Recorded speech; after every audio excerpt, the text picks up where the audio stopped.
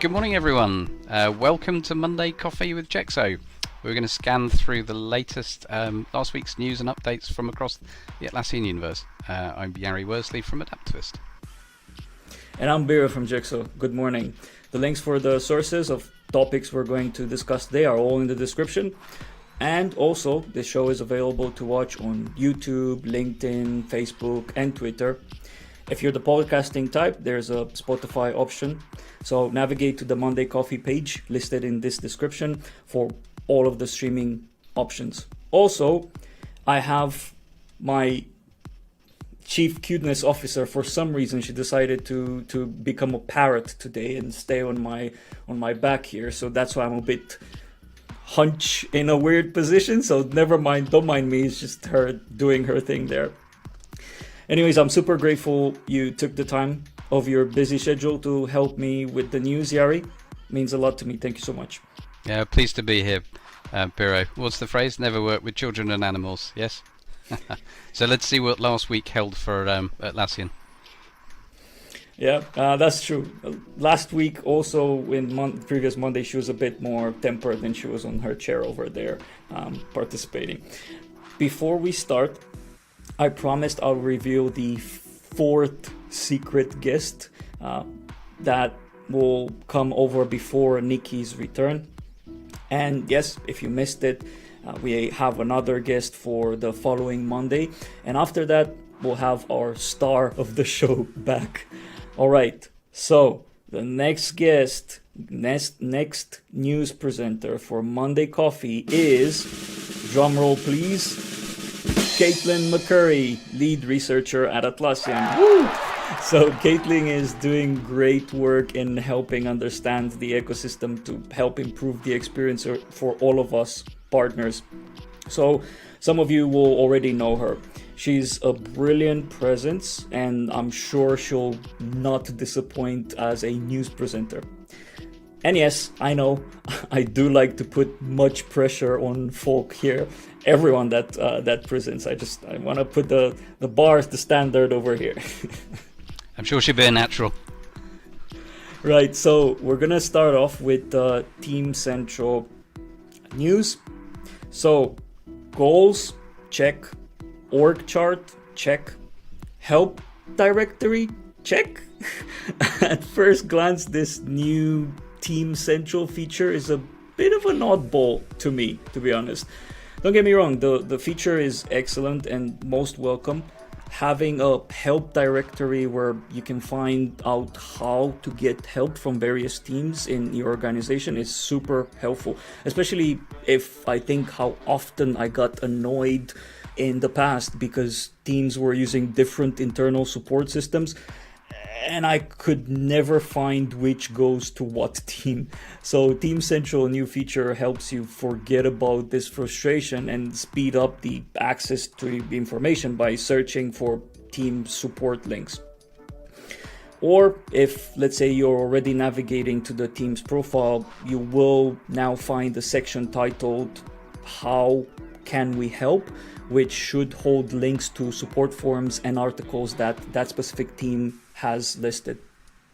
So super helpful centralized information and actually come to think of it, Team Central, centralized information. I mean, makes sense, no? But I don't know, the landing page for Team Central still focuses on selling status reporting. There's no mention of the org chart and team skills feature we reported last week, or this new help directory. So Team Central team, if you're watching this, you should probably look at your website. Yeah, I think it's interesting to see how Atlassian evolves this. We use Team Central in Adaptivist, primarily around keeping the wider company informed on what individual product teams are doing. So yeah, quite interesting to see where Atlassian take it and what it changes into. 100%. So the second news story we have this week is the Get Ready for Apptoberfest. So this is clearly a pun on Oktoberfest. That wonderful Munich festival actually starts in September and runs to the first Sunday of October. It's cancelled this year due to COVID. Boo. but you can go to Apptoberfest instead. So this is a month. Would they give us beer? Maybe with the app and the partner calls, the pub crawls, maybe. But yeah, it's a month-long Atlassian community event. So this was actually announced on CDAC in August. I don't know if people know what CDAC is, but the community developer Atlassian.com to vendors. It's been publicly announced now on community@Atlassian.com. Ready to begin October the 1st. So what is it? It's a month-long community event, learning, sharing experience, demos, events, marketplace apps, etc. Contribution from customers and vendors alike. So what did people want to learn about? Some of the big four. So analytics and reporting, project management, charts and diagramming, Jira workflows.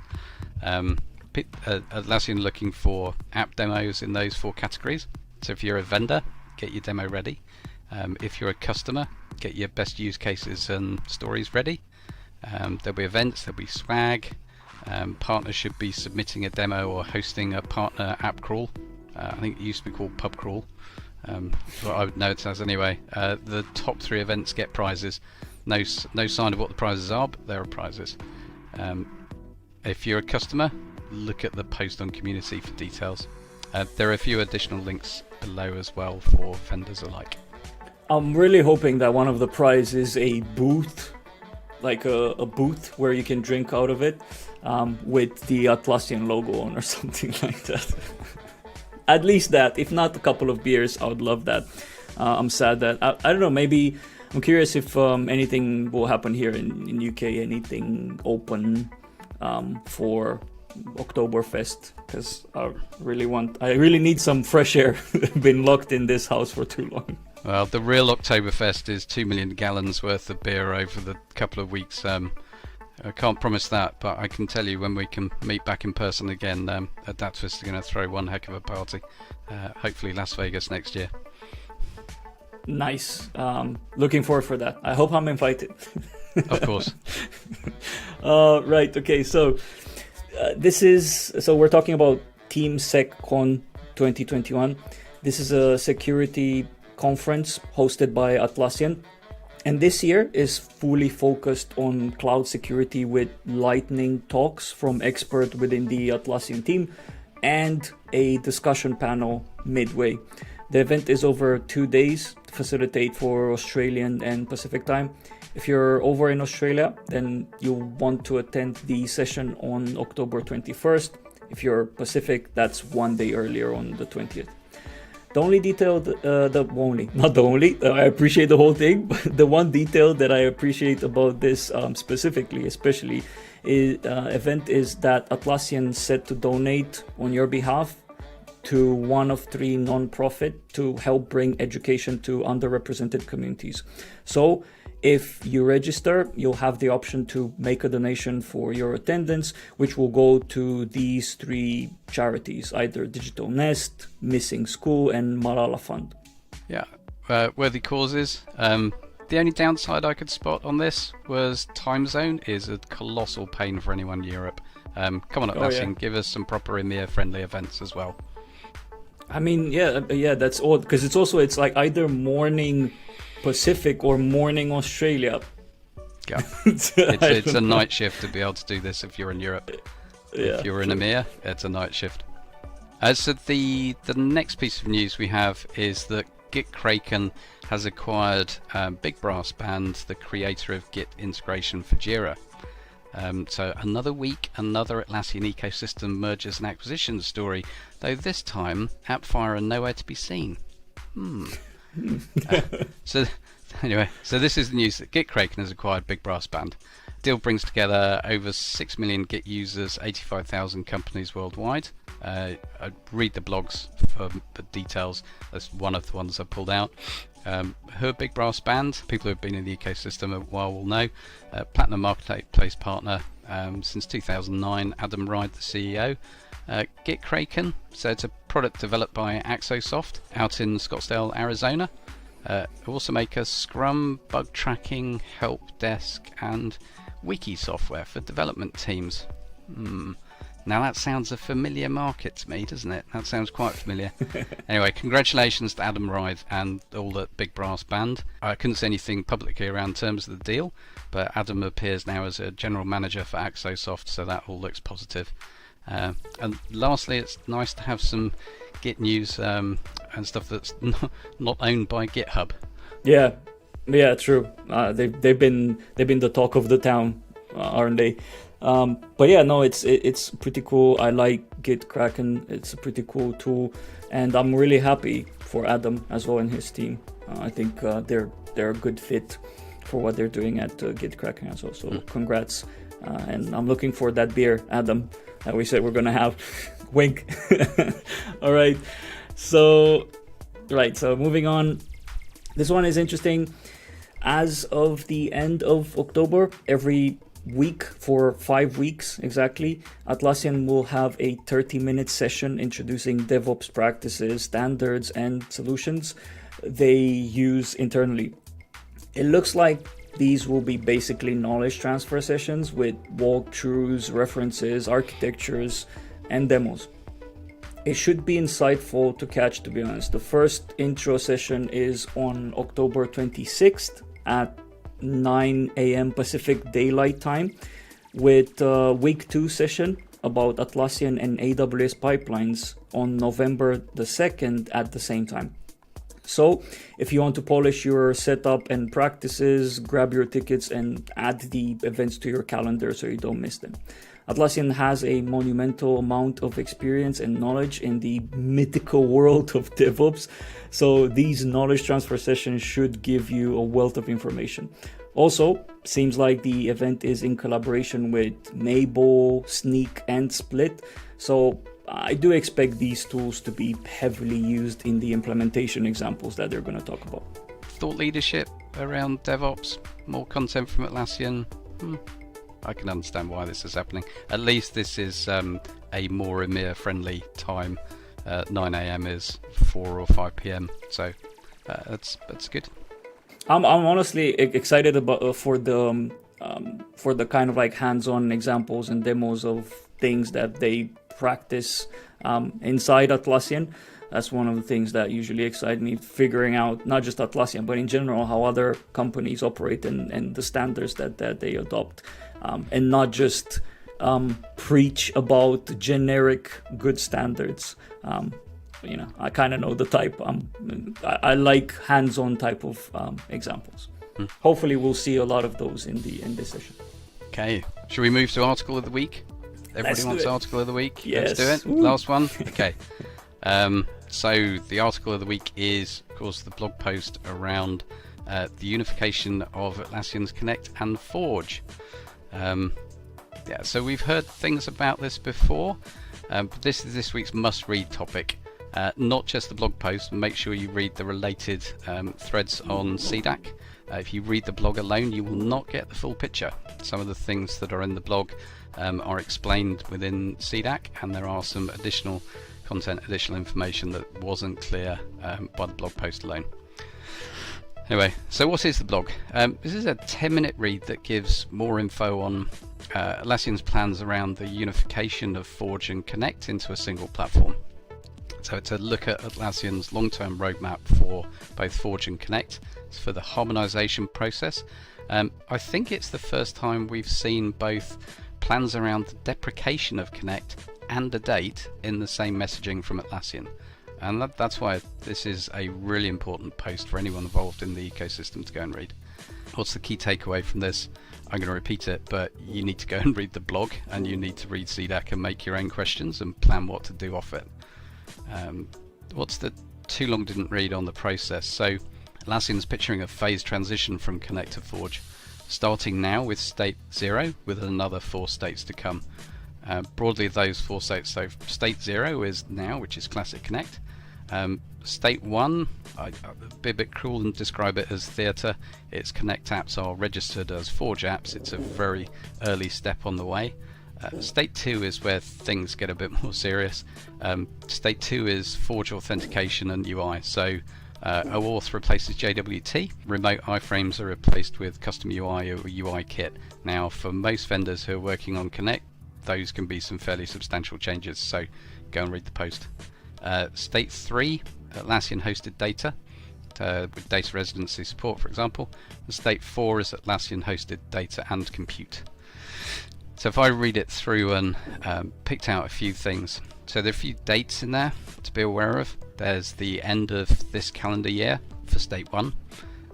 And then they're talking about the end of 22 for state 2. That's the OpenAuth and the iframe type changes, the UI kit ones. Second one is this is a wish and presented like a progression, but it looks like there's no hard requirement to move to states 3 and 4. In fact, lots of vendors in the ecosystem would not be able to do that. Atlassian recognise there'll always be exceptions where storage and compute need to be handled off the Atlassian platform. You're going to have to decide what works for you. I can see positives and negatives out of this from Atlassian. I think security and trust from the customer perspective is the biggest positive, although there are other ways to achieve trust. For example, things like the cloud fortified program on Connect that many of us are going through at the moment. Biggest negative for me is the uncertainty this causes for us vendors on where to invest our time. Are we investing in the existing Connect programs on a deprecated API, or do we go to Forge, which isn't ready yet, or do we carry on work on DC? Answers on a postcard, please, Atlassian. Yeah, no, I agree, but I think there is going to be a lot of discussions on the back of this post. I don't think it's the last bit of information that we'll see in a while, which might be expected. I think there are going to be a lot of corrections and a lot of set of expectations moving forward, because I think a lot of people have a lot of questions. This kind of came out of the blue, to put it like that. Again, I think it's a topic that will definitely generate a lot of conversations. I'm sure it's not going to be one-sided in a sense of opinion on the ecosystem partner side. I think there's going to be a lot of thoughts on Atlassian side, and I guess we'll have to follow this one carefully and report on any updates moving forward. Definitely. I'm confidently predicting that Monday Morning Coffee is going to have further updates on Connect and Forge and the unification. 100%. Read the 100%, post yeah. and make your own minds up. There are positives, there are negatives. Positive, security and trust. Negative, uncertainty. But honestly, read it. Yeah, brilliant. Thank you so much. Jari, do you have anything from Adaptivist that you want to report on? Any updates, anything that is going on exciting that we should know about? You mean in a sort of Apple sort of there's just one more thing type manner? There's just one more thing. Which is the most important thing. Okay, let me take the card out. If we're talking opinion, I could talk about Forge and Connect for quite considerable time, but let's not do that. Let's move on to something a bit lighter. So after that Ask for the Week, let me plug something that hopefully should be of interest to your viewers. So I'm not talking about products, I'm talking about the Adaptivist Podcast. It's been going for a few years now. Go and check it out if you haven't already seen it. So we had a special episode last Friday where a bunch of Adaptivist partners met and discussed the state of Atlassian for 2020 and 21. This discussion's kind of triggered off our own state of Atlassian research. So we surveyed 1,000 people, a mixture of customers, of marketplace vendors, partners, and this is the results of that. So there's a document you can go and download, and there's the podcast where people are discussing around some of the contents in the state of Atlassian. You can hear Lars Backman from Kreuzwerker, Dave Alcan from Easy Agile, Philip Batman and Rico Nguid from Demicon, and talking about everything from service management to Agile to DevOps. So go and give it a listen. It's a good one. I just saw it earlier. I think it came out on 22nd, so last week. I'll definitely give it a read. And I'm gonna do the same thing that I've done with the Easy Agile guys. I'm gonna invite myself to your podcast. So have me whenever you want me. For sure. But to be honest, I don't know if you want me on the podcast. I'm just a loudmouth that doesn't know much. So I don't know if I'm any good in these podcasts.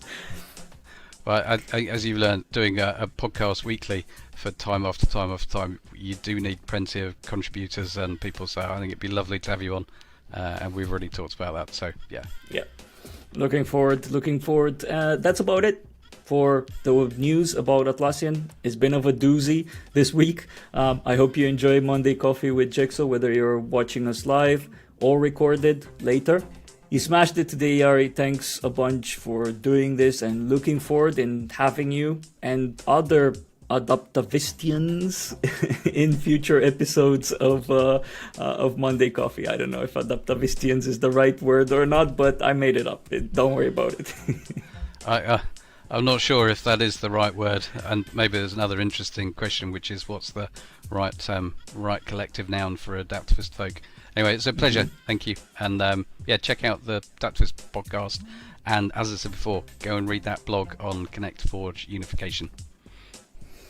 Brilliant. Right, so join me next Monday with Caitlin from Atlassian. Should be a great stream before the real boss returns. We all know who that is. Do subscribe so you don't miss the next stream, and have a great week. Brilliant. I'll pick up Peanut so Peanut can say bye as well. Bye.